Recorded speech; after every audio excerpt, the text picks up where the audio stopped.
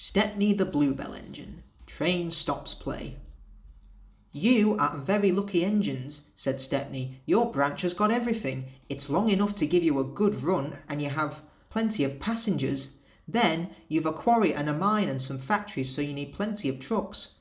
Trucks are fun," he went on wistfully. "I've missed them on our line." Percy looked surprised. "You're welcome to take mine," he said this morning. So they asked permission and then went off to collect the trucks. Toby and Thomas gaped in wonderment. Stepney took his trucks to the harbour, picked up a load of empties and started back on the way. They were stopped by a signal near a cricket field where a match had just started. They settled down to watch. Presently some fielders came towards them and waved. "Oh, could you move, please?" they asked. "Your last few trucks are behind the bowler's arm." "Sorry," smiled the driver. Stepney forward and stood under the signal. The cricketers shouted their "thanks" and played again. The batsman hit the ball and soared high into the sky towards the train. Clunk went the signal as the ball fell on the train, but neither driver nor fireman heard it. They were too busy.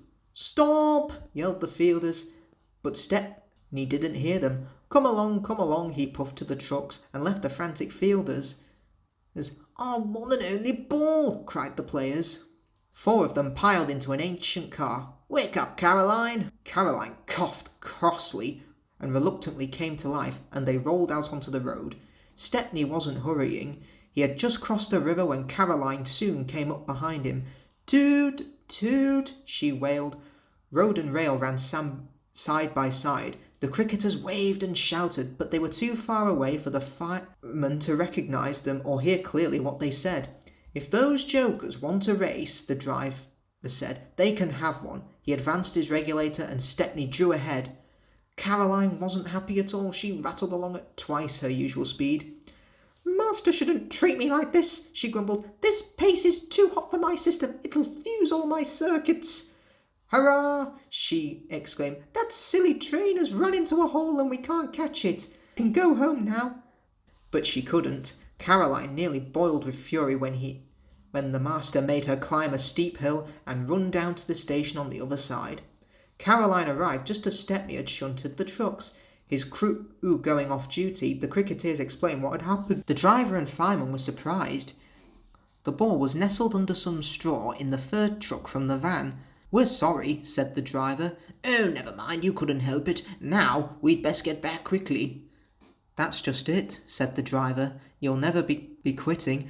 Caroline, she looks worn out." "Wait a minute," he went on. "I've got a plan."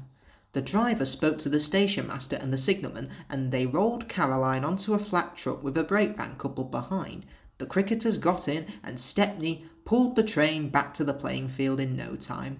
Stepney watched from a siding while driver, fireman and guards sat in a pavilion, and there were no more lost balls, and the game was played to an exciting finish. Even Caroline was pleased.